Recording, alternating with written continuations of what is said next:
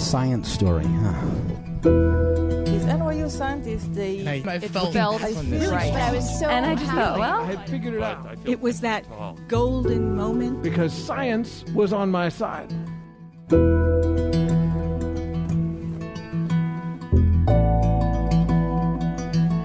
Hey everybody, welcome to the Story Collider, where we bring you true personal stories about science. I am your host, Erin Barker, and this week we're presenting stories from storytellers who feel either too old or too young to be scientists. I can relate to a certain extent. Until I was about 30 years old, I looked like a teenager. It sounds like a nice thing, but it's not. It just means that you have adult acne and nobody trusts you with anything. Frankly, I'm glad it's over. But back in the early days of Story Collider, I went to a storytelling show and I heard a doctor tell an amazing story. And so I wanted to go up to him afterwards to give him my card and ask him to tell a story at Story Collider. There were all these kids sort of gathered around him asking him questions. And then he turned to me and he said, "And how old are you, young lady?" And I said, 27. How old are you? On the bright side, he felt so bad about it, he did agree to do the show. So, on to our storytellers for today. Our first story is from Michelle McCrackin. It was recorded in June 2018 at the Copper Owl in Victoria, BC. The show was produced in partnership with the Association for the Sciences of Limnology and Oceanography, otherwise known as ASLO, and the theme that night was Water Connects.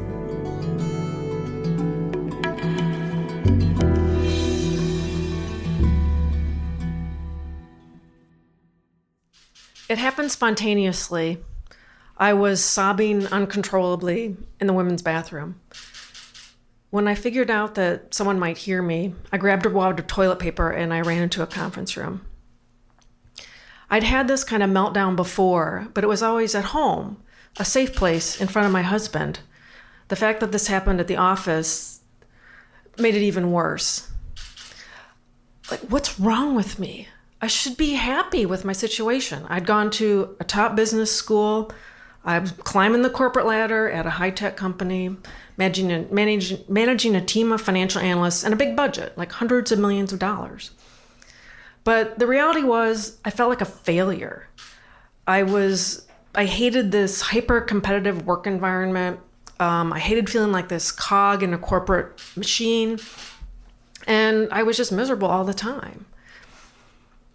I couldn't let anybody see my meltdown. The conference room had a small door. Had a window in the door. And I sat with my back to it, and I pretended to fiddle with the speakerphone that was in the center of the table. So if someone had looked in, they just would have assumed I was on a conference call. So I stayed long enough to regain my composure. And then I put back on my finance manager face, and I walked down this long, gray carpeted corridor back to my gray cubicle that was nestled amongst all the other hundreds of gray cubicles on the floor. Now, at about the same time, my husband and I had taken a trip to the Grand Canyon. And while we were hiking, we came across a wildlife biologist. And she was using special equipment to monitor condors that had been raised in captivity and then re-released into the wild. And condors are a type of vulture that are critically endangered. And we were among a group of people that were standing around her, and she was explaining what she was doing in the birds and the equipment. And it's obvious she loved her job. And she was with the U.S. Forest Service, so she had this uniform on, a brown shirt and this hat. And as I looked at her, it occurred to me like, oh my God, she looks like Ranger Rick. And Ranger Rick is the raccoon mascot of the National Wildlife Federation.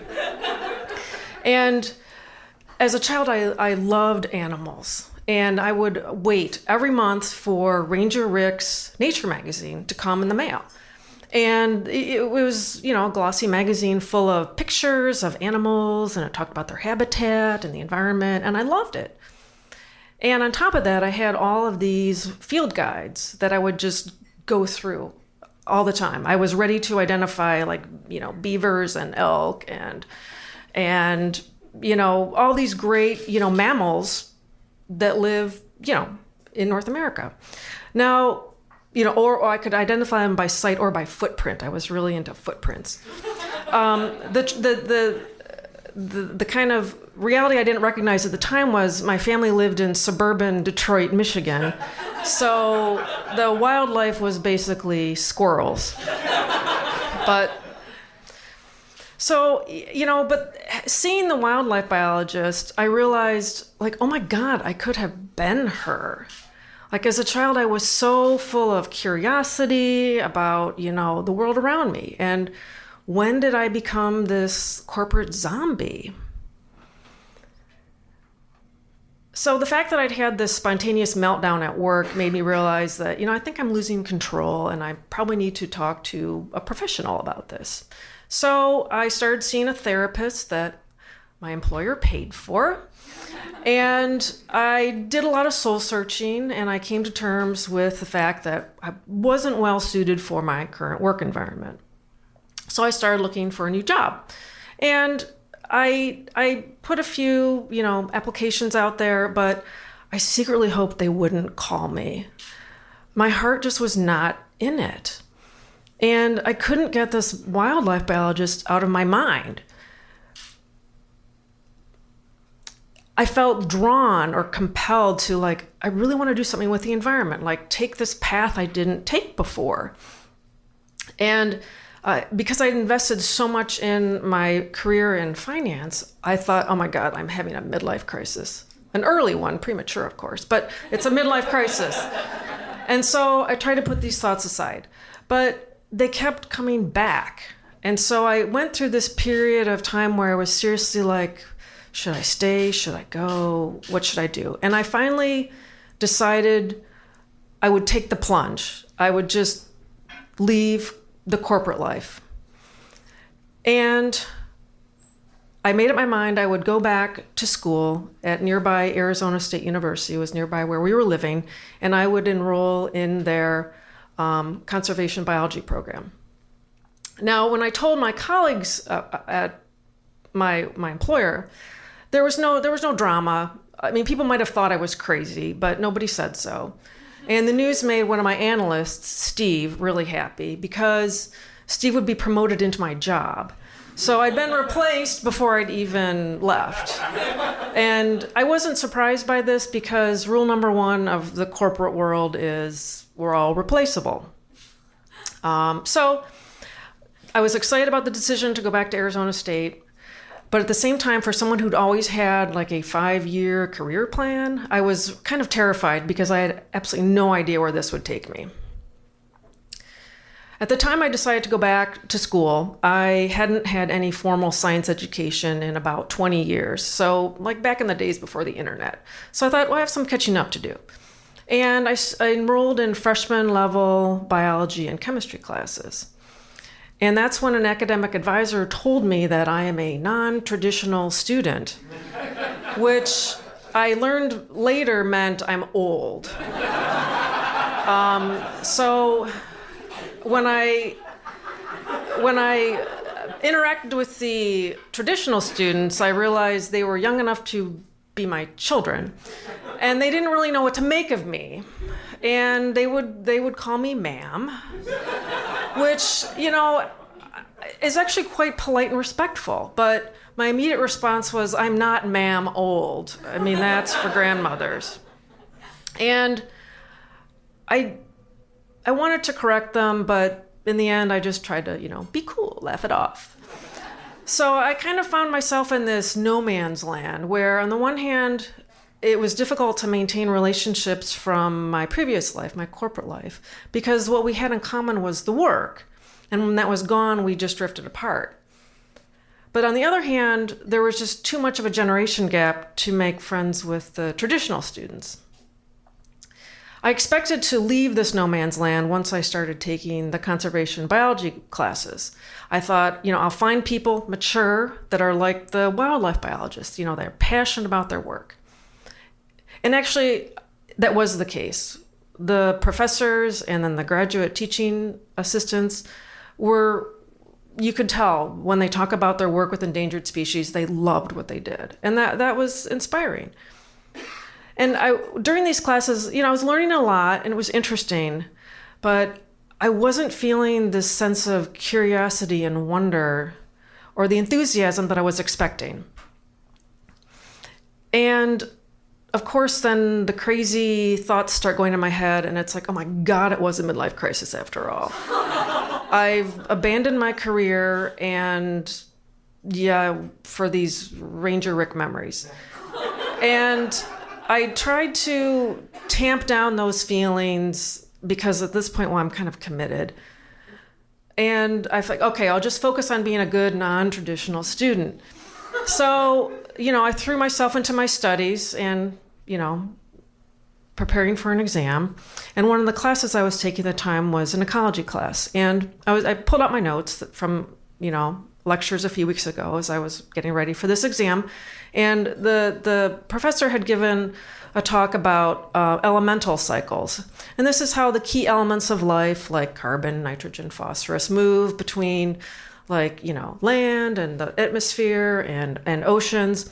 And he had handed out these box and arrow diagrams that basically showed these flows. And as I was looking at what I had written, I'd realized that I'd written numbers next to the arrows, and the arrows would be like, this is how much nitrogen goes from the soils to the atmosphere, and from the atmospheres to the soil. But the notation that I'd used, I'd realized, and the way I'd written the notes, it's kind of like how I would have written it for like a budget. Like it's kind of like cash inflows and cash outflows. And it's like, that hadn't really dawned on me during the lecture. I just listened and took notes. And then I remembered that during the lecture, he'd actually used the word budget when he talked about these elemental cycles. And my reaction was like, oh my God, that is so cool. I want to know more. I mean, scientists, use budgets to understand the elemental cycles. And these budgets are kind of like what I did in my previous life. So great. So I steered kind of off the path of conservation biology and into the laboratory of an ecologist, a professor who studied nitrogen in streams and rivers. And I was getting paid minimum wage to assist one of her graduate students, Tammy, with her lab and field work. Now, at that point, I'd worked for years indoors under artificial light in small cubicles. And in the days before business casual, I wore the worsted wool suits and the cotton starched shirts with a floppy bow around my neck. And so now here I was, outside working with my hands. And after a particularly intense encounter with a flash flood, I complained to Tammy, I have never been this dirty in my entire life. And I was serious, and I expected sympathy. And she laughed at me. And I think I eventually laughed too, and then I proceeded to pick twigs and pebbles out of my bra, and how far I had come from the corporate world. So today, I make nitrogen and phosphorus budgets, trying to understand, related to human activities, how much stays on land, how much enters coastal waters where it can cause problems. And I try to explain these budgets to policymakers and why they should care about them. So I think what this tells me is that I've always been an accountant at heart. It's just I had to find the right units. And that was elements instead of dollars. So thank you.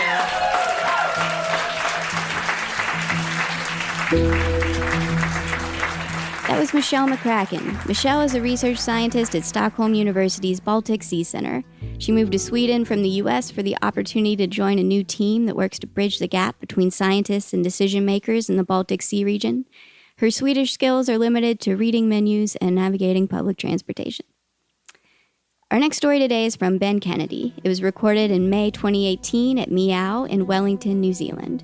The theme that night was heroic efforts.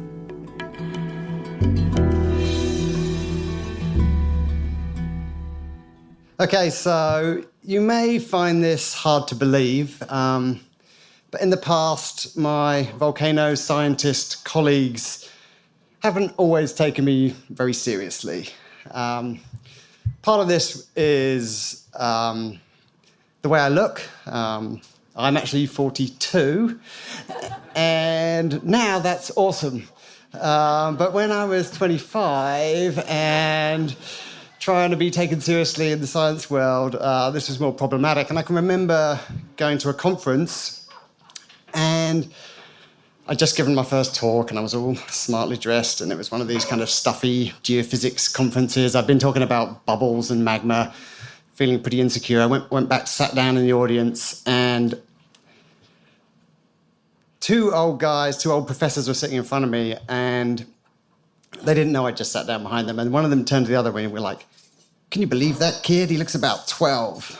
And I was just like, I kind of like felt myself all flushed, and I had to kind of like do a sneaky exit and go sit in a corner. And I was kind of, I wanted to grow up. I felt like Tom Hanks, in that movie. I just want to grow up. I want to be taken seriously. But it's never really suited me trying to take myself too seriously. And I had a lot of trouble also getting a PhD position. It took me more than a year to get hired, and I always kind of wondered why. And later on I found out that I had this reference letter from my British supervisor, and in this letter it had a whole section in the middle that started off, Ben has a tendency to behave immaturely. And it kind of went on into various details that I won't share with you now, but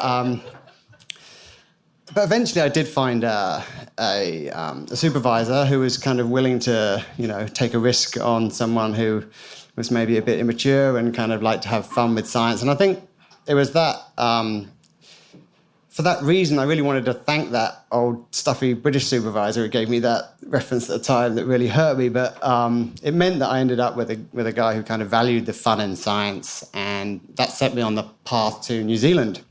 So I arrive in New Zealand, and I'm still pretty immature and, not really taking life too seriously. But then the earthquake sequence happened, and the earthquakes, so I'm from Christchurch, and I live out in Sumner, and the earthquake sequence happened, and that coincided with the birth of my first son.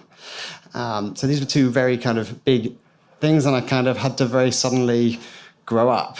And I can remember one of those moments where I'm like, okay, now I've got to grow up. It was a couple of days after the earthquake, and I was back hunkered down in my house, and we were out in Sumner, and we got hit quite bad by the earthquakes out there. And there was a knock on the door, and my wife is very, very pregnant and due at this point.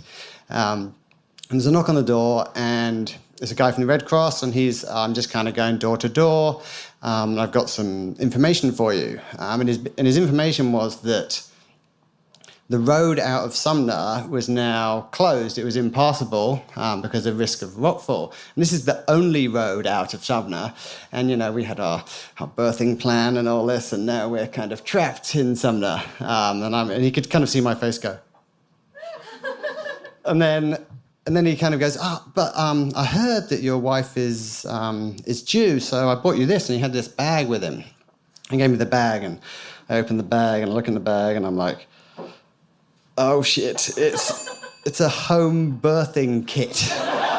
Like giant pinchers and scissors that cut flesh. And this kind of fear went over me, but I remember turning around and thinking, actually, maybe I could YouTube this. I could probably do this. But then I kind of went back in the house and realized, oh no, we haven't got any water or power, let alone internet, so I'm not going to be able to YouTube this. So I kind of quickly hid the bag and went to my wife and was like, oh, yeah, so everything's okay. And I rapidly grew up. And, the road soon opened, and my son was very conveniently born the day we got power and water back. So, but I started taking life more seriously, and even in my work too, and it started to, pay off in my work. I was started getting projects working with GNS, doing serious volcano science research, and I would even fill in health and safety forms without kind of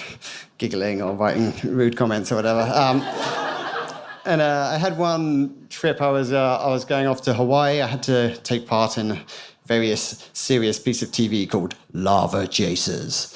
So So we went out to Hawaii with the Discovery Channel, and I filled in all the health and safety forms. I might get burnt alive by 1200-degree lava, and I will mitigate this hazard by wearing this massive, ridiculous suit. And we went out and did the show, and I took the whole thing very seriously, and it was a very serious experiment about bubbles and getting out of lava flows. And then kind of went back home, and I watched the show afterwards, which is embarrassing enough. But the really embarrassing part was, like, I was deadly serious during most of the show, and it kind of wasn't me. And the guy I was there with was this awesome old Hawaiian guy who lives out by the lava, and he flat out refused to wear the massive silver suit.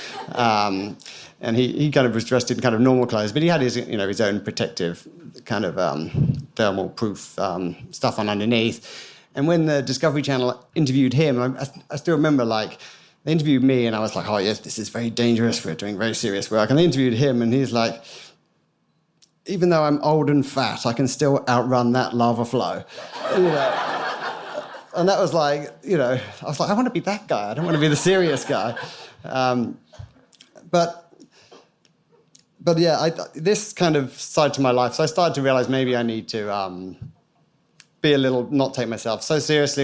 And I went back to teaching in the department, and I'd have fun with my students. So in 2012, there was a series of earthquakes on Mount Tongariro, and I was kind of joking with my class, this happens a lot. It's probably just rainwater moving through the volcano. It's nothing to worry about. And as is often the case, I was massively wrong, and the volcano went boom, and I had to kind of backpedal with my class. But also I got involved in the science surrounding this, and most of the important science went to the serious people, but I managed to carve off a little bit related to the rocks that come flying out of the volcano, the ballistics. A lot of rocks had come out of the volcano. They smashed all along the Tongariro crossing. Some had gone through, like, the roof of the hut. They'd gone through, like, the roof, the top bunk, the bottom bunk, out the bottom of the hut. So it's pretty full on, and luckily we could still kind of laugh about it because it happened in the middle of the night, and there was no one in the hut and no one on the crossing, so there was no one killed. So yeah, I was part of this big research effort. And then one day I'm sitting in my office, and we've been doing this work. I've also got a giant cannon. I forgot to mention. So I have a giant cannon that I can fire rocks with, and I have various other I also have a machine that I can melt rocks to make magma. So we've been using some of these machines and mapping where the ballistics had landed. And then one day the phone goes, and it's Harry Keyes from the Department of Conservation. He's the chief scientist in the park, and he's been there for a very long time. And he's experienced. He's seen all these volcanic eruptions. He's got a beard. He's got a uniform. He's kind of a proper the way a volcanologist should look. And there's me, right? And so he phones me up, and he's like, Ben, I'd like your advice on something. And I was like, wow, this is awesome. Harry Keyes is asking me for advice. And, all this awesome science I can actually use, and kind of talks away on the phone a bit. And then basically by the end of the conversation, I realized the question he's asking me is, Ben, can we make volcano-proof toilets? And I was like, that's an awesome question. So I'm made to answer this question. But obviously, it's very serious. And I have to crunch the numbers a bit there, Harry, and we'll work out what to do. And actually, so we used the cannon, and we used our mapping work. And we actually, together working with Harry, we decided actually probably wasn't a good idea to put the toilets right in the high-risk area where the rocks could come in. We decided to put them in a safer area. So yeah, if anyone's walking the Tongariro crossing and they kind of get halfway and you're dying for a pee, and you're like, why the hell isn't there a toilet here? You can blame me. We decided to put them in somewhere else, and but this experience kind of made me, start to really love science for the sake of, just a really fun but important application to to science. I've prevented maybe a German tourist while sitting on the toilet being interrupted by a large rock flying through the roof. So, it made a real difference here.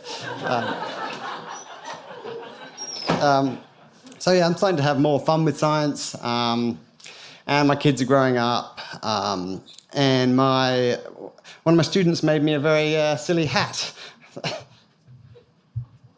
So this is my silly hat, and I would love wearing this. I mean, immediately, my fully grown 18-year-old students thought this was awesome and paid more attention to me, which was great. And my kids loved it, and I started doing kind of outreach with schools, wearing this silly hat, and I had this big sand volcano, and I had a balloon inside it, and I could pump up the sand volcano. It would kind of inflate and deflate, and I had these Lego men, and I would get the kids to tell stories with the Lego men, the Lego scientists, and the Lego guys. The scientists were always the hero. That was my the one rule of the story. So I was having a lot of fun with this, and then they decide to. So they rebuilt Canterbury University and the big fancy new science building, and they're having a big grand opening for the new science building, the Rutherford building, and they were going to bring school teachers in for the opening, and so they wanted some fun things. So I was going to do my little volcano demonstration, and the grand opening was quite a fancy affair. I kind of arrived there wearing my silly hat and my shorts and my t-shirt, and I kind of looked around. Everyone else is in suits with beards, and it turns out Jacinda Ardern was there, the Prime Minister, to open this. And so I'm sitting down in the front, looking rather silly, and then she gives this, classically wonderful speech about, this building's going to be this centre where child adults can discover the joys of science. And I was just like, yeah, right on. Sounds like she's talking to me here. And then suddenly she actually was talking to me, and she pointed right at me, and she went, you, the first-year student with the silly hat, do you want to come on stage and help me open the building? So I was like, first of all, I was kind of like, oh, yep, that is me, and kind of, my boss was there, they realised it was me, there was a bit of confusion, but I just kind of bowled up on stage, and I got to share the firework pressing button with the Prime Minister when we opened the building. And it was, it was a great moment of pride for me. I'm there with my silly hat and my shorts, with the Prime Minister who just mistook me for an 18-year-old. And we're opening this building for more child adults to experience fun science and make real groundbreaking discoveries like volcano-proof toilets.